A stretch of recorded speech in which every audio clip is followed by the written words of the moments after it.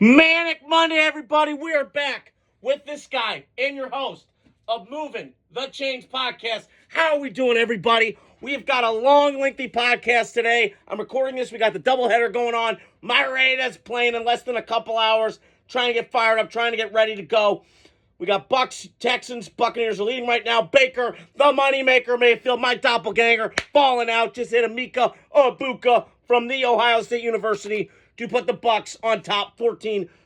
I will give you guys my reaction to that game tomorrow, along with my Raiders game, which is weird because I usually give it on Wednesday, but Raiders got a Monday night game. So, last night's game between McCarthy-Penix, rematch of the 2023 National Championship game, which J.J. McCarthy won. Michael Penix gutted it out, hearted it out, all that, lost. But last night was different. So, J.J. McCarthy has played 8 quarters of football. And he's been bad 7 of them. Now, look, I'm not going to take... I could pile on the kid, and I could bang on him all day. But he was bad last night. There's no other way around it. Minnesota's offensive line got beat up last night. I was impressed with Atlanta, and I'll get to them in a second.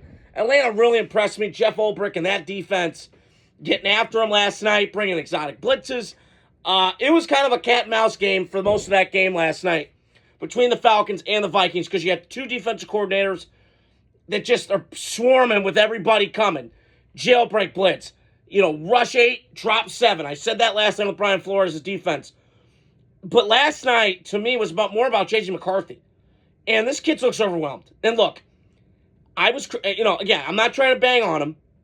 And again, I'm rooting for him. My dad was looking up. He's like, well, he went to Nazareth where Matt Schiffler went to school? Like, he didn't know that. So, I am pulling for the kid. And I think he's a good kid. He's got leadership and all that. And that's great in story. But you got to play the games. And I just, with this team, my one word with the Vikings right now is growing pains. And now he's out for 3 weeks because his ankle's out. So now it puts him behind the 8 ball in his development because he sat out all last year because he got hurt in the preseason. Not all his fault. Then he rehabbed, got everything right, and now he's back to the same old. So it's just a lot to digest here. And, again, I think they could go. They got a good enough team, I think, with Carson Wentz to kind of weather the storm a little bit. And maybe their offense looks a little bit better. Maybe Carson Wentz has kind of grown up. I still can't believe he's in the league. I mean, the last time I saw him was 2021. He was with the Colts. And they shit the bed the last 2 games. One being we beat the Colts in Indy. I guess I'm the good luck charm because every time I go down to the Colts, when the Raiders play, they win. So I don't know what to make of this Carson Wentz story with the Vikings. I will say, though, and sticking on that game, Joe Burrow's out for three months. Just absolutely terrible. He's starting to turn into Andrew Luck to me. Great talents, but and again, they just, the Bengals, to me, they kept all those guys around because of Joe Burrow. They got Jamar Chase. They got T. Higgins. Trey Hendrickson came back because of Joe Burrow, and now it's shot. I don't know what the Bengals do from here. Listen, they got 3... Their next couple games are brutal. They got to go to Green Bay. They got Baltimore. They got Minnesota coming up, which that's not going to be an easy task because Penix got pepper last night a couple times, and that defense was getting after him. I just think with Minnesota right now, tread water. You're 1-1. You're not 0-2. That's a start. But with Kevin O'Connell, I know what he wants to do. He wants to sling that pill, and I just thought J.J. McCarthy, it's like driving a Ferrari, dude. You got every toy at your disposal, but I just still think he's just not ready yet. And maybe him being out for 3 weeks, maybe gives him, kind of can sit back and relax. And, I'm happy for him. He just had a baby, so that kind of threw his week off a little bit. Not going to make an excuse for that matter. But be that as it may, Minnesota just looked absolutely out of sorts last night at home. Jared Allen was there, the atmosphere, it's a skull chant. I don't like the Vikings, but that was just a cool vibe last night. But my guy, the main guy that I honed in on 2 years ago in college football was Michael, the man, Penix last night. Jackson reported to his name as Penis. I'm not going to go that route. But I will say this. He can sling that pill, man. When you give him a clean pocket, and that's rare in this league, he can slice and dice you with any of them. And I told my dad's friend, Marchapius, and I told a couple other people, I'll never forget going down to the combine. I've said the story millions of times, and I'll keep repeating it because I don't sugarcoat shit. He was one of the best pure throwers I've ever seen live. I've seen Mahomes live. I've seen Derek Carr could sling that pill. Pretty good arm strength. But, man, something about Penix and the way he's a lefty and he's just slinging that pill and just comes out like crisp. It's something of beauty. And they got weapons in Atlanta. They finally got Kyle Pitts involved last night. So I just was very intrigued by Atlanta. Their defense really impressed me last night because I've been screaming this for the last couple of years. And I ran into some Falcon fans when I was down at the Combine. When's the pass rush? Where is it? They keep putting resources into attack McKinley. They tried going and get pieces. Vic Beasley had that one great year with Atlanta on the way to the Super Bowl when they blew it. But be that as it may, I saw growth last night. And I just look at Atlanta. Listen, they're interesting. Like, I think them and Tampa are going to finish 1-2 in the division. If I'm looking back at my notes here, I got to look here. I did have, got it here. If I'm looking here, sorry, I'm getting this confused. What was it? I think I have it here. If I don't have it, but I remember saying, I'll have to look at it another time. But my point is, I did think that Atlanta would be in the mix. I would take them over at New Orleans right now. Carolina looked impressive yesterday. Bryce Young is a fighter. He kept fighting. Even though they're 0-2, they're in games right now. And listen, I'm not the biggest Ted McMillan guy, but he can play. So we'll see what happens with Carolina. But right back to Atlanta, I just was really impressed last night with Jeff Ulbrich and that defense getting after J.J. McCarthy. Their offensive line's awful right now. It's a sieve. They can't block a soul right now in Minnesota. And a lot of that's Christian Darrisaw, the all-pro tackle. Him being out really hurts them. I saw it last year in the Ram game. The first matchup, but then the second one in the playoffs they were getting eviscerated. So I do think Minnesota's going to be okay.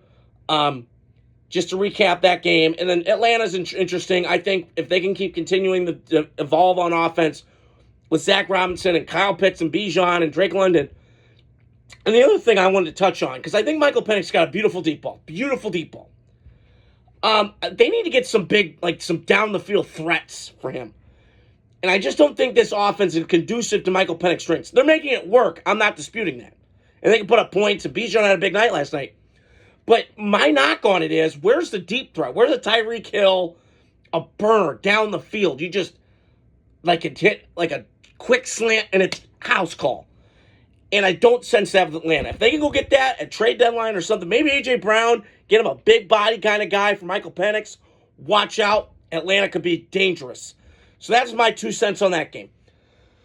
So I'm going to touch on the Bears game. That was awful yesterday. That was absolutely pitiful yesterday from Chicago. I feel for Bear fans, as I do every year. I know they get a lot of crap because it's the offseason kings, and we hype them up, and I get it. But there was a sliver of hope in me that thought Ben Johnson might turn Caleb Williams around. That's not the case anymore. This marriage does not work. Caleb he's Kyler Murray. I'm just going to come out and say it. That's what he is now. He's never going to wow you. He's just going to leave you disappointed. I think the biggest disappointment for me is Ryan Poles, general manager. He's done an awful job, and I mean terrible job. He's 15-38, and you gave him an extension. In what freaking universe is that acceptable? No, absolutely not. And I just can't wrap my brain around. You took Colston Loveland over Tyler Warren again. So the Bears have done this twice. You had Mitch Trubisky. You took Trubisky over Mahomes. That's haunted you. And now you take Loveland over Ty Warren, who yesterday looked like a beast. He was All-American. And I like Colston Loveland. But what are we doing? So there's got to be some, I heard this quote yesterday. I think it was on 670 The Score in Chicago. And I think it was Lawrence Holmes or somebody like that. And he's saying the Bears aren't cursed in terms of just can't ever win. They're cursed in terms of incompetence, and it's facts. I mean, Kevin Warren's your president, so you got to relate to him. But you got a GM and the coach. It's just a weird, messed up shit show. That's all I can say. And I hate banging on the Bears because I got family there and I love you guys. But I feel for you. And it's just frustrating for me because I look at the Bears and I've been watching this game my whole life, 17 years, going on 18. It's crazy. But I just sit back, and the Bears have always had talent in my eyes. They always have. Really good defenses. But they just, for some reason, can't get the offense side of the ball right. I don't know why. They just can't. They have a blind spot to it. I don't know. They're like the Steelers right now. Steelers put all this money into defense, but it's overpaid. I mean, they've given up 400 yards in 2 games against Justin Fields and Sam Darnold. And the Bears gave up, I wrote this down today. It was on pardon my take. It was 694 yards and 73 points in the last 5 quarters, Chicago. What is this? You pay all these guys on defense. Your corner, Jalen Johnson's out. He's a stud. And he's out. Tyreek Stevenson, who's an absolute shitbird, who had that incident in Washington last year on the Hail Mary. Don't know how the hell he's still on the team, but whatever. It's just a mess. And it comes back to this. I believe this to be true. The Bears are who we thought they were. They just, to me, they just don't get it. And I'm pulling for Ben Johnson because I think he's a smart guy, and I really do. But I believe this to be true. If he sucks again, Caleb Williams, Tyson Bagent is going to start for the Bears. I'm telling you right now, that's his kind of guy. Because here's the thing with the Bears in this offense and why it sucked, and I can't figure it out. Because I'm watching Bo Nix in Denver. He's spraying that ball around. He's getting his backs involved. He's getting Troy Franklin involved from Oregon, his buddy at Oregon. He's getting Marvin Mims involved from Oklahoma. I'm watching this point guard kind of stuff here, and here. And Caleb just force-feeding to Rome, and he's a good player. No doubt about it. I love watching him in Washington. But I don't get it. And I think the Bears did a bad job. And listen, you're going to take Caleb regardless. But to not interview any other guys and not bring them in is kind of appalling to me. For a guy that's 15 and 38 in 3 years in Chicago. That's embarrassing. And this organization needs a clean. It needs a deep freaking clean. Because it is a joke. I feel for Bear fans and love basking in misery. But I feel for you. This reminds me of 2014. And I know Jason Lewis and a couple other people that I know that are Bear fans. I know you don't want to talk about it. But it is looking like that. Where you don't, I mean, their defense doesn't know what they're doing. They're missing assignments. They're missing gaps. They're not knowing where they're at. They're playing cover 2 one time and they're playing cover 1. They're not on the same page. It's so bad. And this quarterback is not it. And Sammy was right again. Yep, Sammy was right. Where Sam was right, I was right. I said he was a bust, and I'm true on that statement. Maybe he turns around. I don't know. But the way this offense is, it's timing-based, and Caleb is doing dumb shit again. He's, drop back, see what's open. But he can't see the field. So he's got a Trubisky feel again in Chicago. Same movie, same shit again. So, and listen, Detroit, you deserve that win. You knew it was going to be an emotionally charged game for you because of Ben Johnson. He's coming home. He's coming back. You want to stick it to him, even though he's your buddy. You want to kick his ass. I believe it. And the Lions, listen, they are not as bad as they were week 1. They were not. This team is stacked offensively. They have got dudes everywhere. And here's the other thing. Everybody was complaining, and I'm with him, on the Lions last year when they were decimated with injuries. Mike Kesnick knows everything about it, the biggest Lions fan I know, along with Derek Solomon. But my point is, they've drafted so well, and they've hit. That's the difference between them and the Niners. The Niners had all these guys hurt. They don't have any depth because they don't draft well.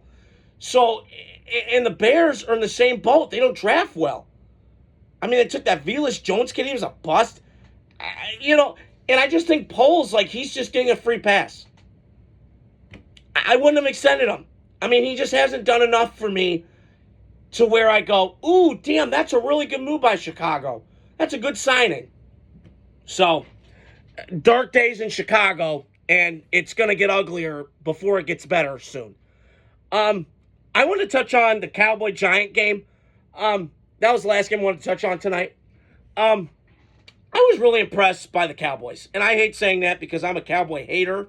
I've been since 2007. And it's all because Jerry Jones. I just think he's a modern-day Al Davis. It's just getting bad. And the facts are still true. Brian Schottenheimer would not have gotten another job, offensive coordinator or coach job, with any other team besides Cowboys. He just wouldn't have. That's just the way that it was leaning out.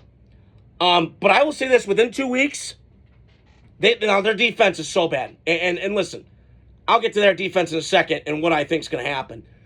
But the way that Dak and CeeDee Lamb and their run game, Javonte Williams has found a new spot in Dallas. Maybe he might be their guy. I don't know.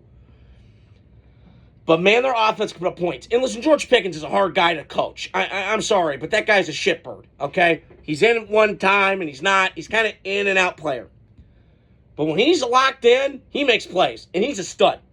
No question about it. And maybe he needed out of Pittsburgh. Pittsburgh's just bad right now. They're like the Bears. They just need a clean house, get that stench out, stop spending so much on defense, have a half and half, get cheap on defense, fast, young, and cheap on defense, but spend your money on offense. And the Bears and Steelers are the same boat. Although Steelers are better run than the Bears. But my point is, going back to Dallas, listen, they took a lot of shit, and I blame them, with the Micah Parsons thing. And listen, that's going to haunt them for this year. But they got a lot of picks coming up in Dallas. And if I'm like the Cowboy fan, I'm going, we could use a new quarterback. Listen, I like Dak, he's fine. But at some point, you got to get a new quarterback. Dak's what he is. But I do think you have a lot of draft capital that you could use. And, it could build this thing up again. And they draft, and I hate saying this, because Cowboys do one thing really well. They draft linebackers, they get O-line and D. They draft that position really well. And they get it right. And I think the scouting department's done a very good job, Will McClain and those guys. So I think Dallas is going to be okay. They're going to be an intriguing team. They're not going to stop anybody. They can be a fun watch. And I think with Dak and CeeDee Lamb and all those guys, it's fun watch. So keep an eye on the Cowboys and the Giants. It was a gut-wrenching loss yesterday. Russell Wilson, last name Wilson, first name Russell, looked like Seattle Russ, dropping moonballs yesterday, looked like a beast. And Malik Neighbors, I said this again, he's a shitbird. But that guy is an absolute war daddy and a hoss. That guy's a badass. Him and Brian Thomas are awesome. And we all saw Brian Thomas, Jacksonville. Jeez, that's a shit show. Waving off the coach. Whatever. But my point is, Giants, listen, they're going to play Jackson Dart at some point. And if I'm Brian Daboll, it's just that game yesterday, it's just a lot of dumb shit. I'm seeing the backup left tackle having 4 false starts and throwing a fight, and it's just undisciplined. But that game was fun to watch yesterday. So stay out for the Giants. They got a good team. I think Giants and Cowboys are going to shock some people. I still think Dallas will be a good 4th-place team in this division. But don't be shocked if the Giants kind of surprise some people, because I think they got really good talent on offense, and their defensive line can get after people. So that's all I wanted to touch on tonight. It was a very long podcast. Hope you guys are doing well. Adios. Godspeed.